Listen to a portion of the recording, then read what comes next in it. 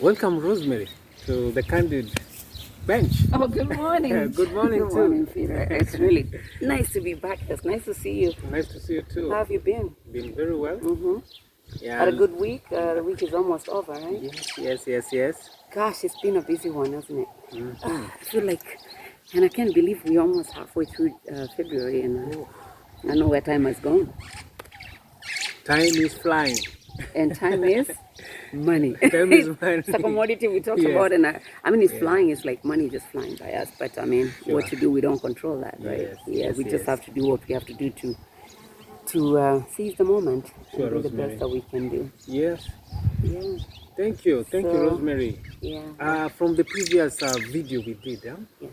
I noticed majority, and also representing the majority myself, they were wondering what is America, and I would like to just ask a few questions in regard to the same, and I will start with what is the difference between America and USA? You're beginning to sound like me when I was a village girl Yeah. and thinking that overseas is a country. Exactly. First of all, America, when you just say America, generally when we say America, I know mostly people are referring to the United States, right? The USA basically. But America is pretty large. So there's Central America, there's South America, then there's North America. And North America is what makes the United States of America. Well, you see there's South America and there's Central America. Yes. I'm sure there's a lot of people that have no clue about all that. Yes. Like when you talk about Argentina, you talk about Nicaragua, Yes. Mexico, and all those, they make the South and Central America. Right. But that is not part of the United States of America, which is North America. North America is the United States and Canada.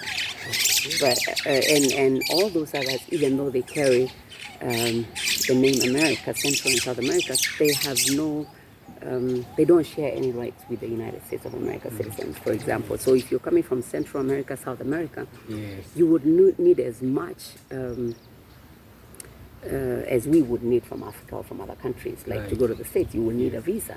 Oh, You will need to go through a okay. rigorous immigration interview, Right. which you must pass. So it doesn't matter, even though Mexico, like for example, is right at the border of Texas, which is the south part of the U.S., and there is a road that basically divides South America, which Yes. is there, Right. which is Mexico, and Texas, which is the U.S. There's that road that divides them, but they don't have anything in common other than the blood that flows through their veins Really? and the fact that they are all human beings. That's it. That means there is a big difference between when you're saying I'm going to America, I'm going to USA. There's a big difference. Yeah, but you hardly ever hear anybody say, like I said, you hardly ever hear anybody saying, I'm going to America when they're going to Mexico. When they say they're going to America, they're basically talking about the USA, Okay. the United States. Amazing. There are times for us who are in the third world, we tend to think, is America in this world? Is it in another planet? Now for a I can layman relate. person, From is it in this world? Is it in this world I in the mean, first place? Absolutely. I mean, yes, it is. Yes, it is. Human beings live there. Yes. It is in this world. That's why we're able to travel there and back, and they can come here and go back. And Awesome. yeah, it is in this world. I think the other common question is the timelines. Is it at night there? Is it, tell us about that. Those are some of the common questions. People are like, oh. And it's no wonder they would wonder if somebody Yes. is calling them from there. I mean, let me tell you, that's a confusion that's across the board. I mean, even the Americans are as confused about time, especially those who have never traveled or who have no associations in other countries. Right. They don't always automatically know that we're in different time zones. It is in this world, but it's in a very different zone, and most of the other countries, like in Europe and all that. But the US, for example, even within the US, they have their own time zones. So, for instance, for now, what time is it here? It's like around 11 o'clock here. Yeah. It's 10. Just subtract 9 hours. So that there it's like 2 o'clock in the morning. Ooh. So you cannot call somebody there. You can because you think you've just woken up. Wow. And that's why we're told the information is very powerful, because if you don't have that information, you don't know, then you call them and wake somebody up. I mean, I'm often woken up here by people. Right. They're calling here because they are awake and they're going about their day. Hey, why do you sound sleepy? But it's only 1 o'clock in the afternoon. My goodness. For them, Yeah, 1 o'clock in the those time afternoon, it's so zones. late here, Yes. right? Wow. But they don't know that. Amazing. When I lived in the States, my grandma was the one person that called me the most from this country. And for her, again, she has no sense of time. So around this time, she would call me. Right. It's 2 o'clock in the morning. I'm answering her calls. Or it's 2 o'clock here in the morning and she wakes up to pray. And then she's calling me there. So she would either call me very late at night there or very early in the morning. She has no sense of time. She doesn't know. Okay. Even though she traveled there, but I mean, you excuse her with her age. But she's like, she's just want to talk to me. But for us who, are able to tell the difference and all that, I think it's important to research and know the difference. But if you don't know, you don't know. For example, like I was saying, America itself already has different time zones. There's Mountain Time, there's Pacific Time, there's Eastern Standard Time, there's Eastern Time, there's Central Standard Time. So if you're, for example, in the North Coast, northern part, which is the East Coast, like New York and North, Maryland, those places, and then somebody else is in the southern part, which is like Oklahoma, Right. Texas, let's say Kansas and stuff, that is the Midwest, then the time difference is about an hour. East Coast Florida, it's an hour difference. Now, if you go you start going west, the West Coast, which is like New Mexico, Arizona, going to California, and Nevada, those sides, then again the time difference widens. So if you're in Texas, for example, and you're calling somebody in California, you have to remember they are 2 hours behind you. So if they are 2 hours behind you, it means if it's 10 o'clock in Texas, it's 8 o'clock there. Right. If it's 8 o'clock in the morning in Texas and you're in the office, don't assume somebody else in California on the West Coast is also awake in the office. They're sleeping at 6 o'clock in the morning. Oh. Now, if you start going to Hawaii, then, the time difference widens. So there's already that there. Yes. But now when you cross the Atlantic and come all the way here, it's like a whole day. It's really like a shift because a full shift, work shift is 8 hours. Amazing. Yeah. It's good to appreciate these things. Yeah. And to see how God is indeed creative. I mean, those time zones, oof, Yeah. it's quite something. Yeah, It's it's quite true. something to consider. Right, just like the currency. It's Yes. different, right? Yes. It's money, but it's different currency. Wow.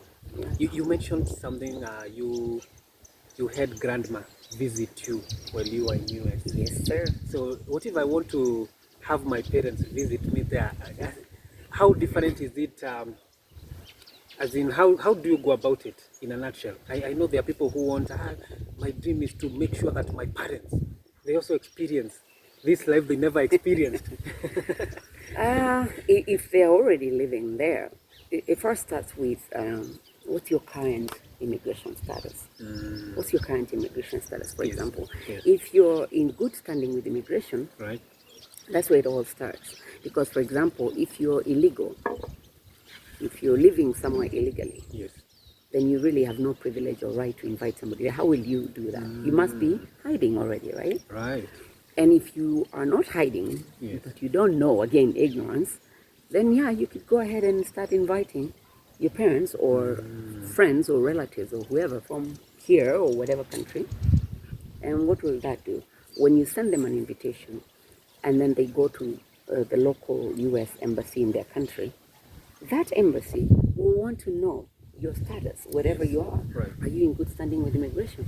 So they can see it in the system. Because again, first of all, they are so networked that, for example, now the United States of America, which is now called the CIS, Citizen Information System or Services, they are so integrated with their embassies all over the world that the information they have there of the people that are living there, foreigners living there, is the information that the embassies have in whatever respective country. So, for example, let's say you're Kenyan and you live there, Right. and you want to invite your parents from here to come and visit you there. Yes. If you're in good standing with immigration there, the embassy here can see all that. Yes. If you're in bad standing Right. with immigration there, let's say, for example, you've fallen out of status. I'm sure you've had that Yes. state of falling out of status. That meaning you have violated the immigration status, whatever reason gave you to go there, gave you the right to get a visa to go there, you probably have violated it. You're not living within the stipulations of that visa, because there are different visa categories. So if you're not in good standing, your parents definitely have no chance of getting a visa. And that could just wake people up on the other side, and then you'll be on the hunt. People will be looking for you now to bring you to captivity, because yeah. Wow. Yes. So it starts from there, and then, but again, excuse me, if you're in good standing, Right. you invite your parents. You also have to give a good reason why they coming there. Right. It's not just the fact that you live there. It doesn't just necessarily mean They're that coming anybody to that tour. wants They're to coming come to tour. They're has a coming to right. see America. Yes, they would, and they could, and they Yes, should, right? Yes. But now there will be other things. Are you financially stable? Are you able to sustain them while they're there? How long will they be coming to see you? If they're coming and leaving their home here, do they have anything here that is that can convince the immigration officers here at the embassy that they have a reason to come back home? Or are they just running away from poverty? Amazing. If they cannot show Amazing. that, Amazing. financial stability and security, it's also very important. Wow. Yes. Let's camp a little bit more there. The financial stability. Yes. Sometime back, I had a relative invite me, and I realized they asked, "How are my bank statements?" Yes. Ooh. I was like, I just finished high school. I mean. So tell us about why is that important to US, that they need to know your bank statement, how stable you are. Why do you think they do all this? It's really to protect their own resources.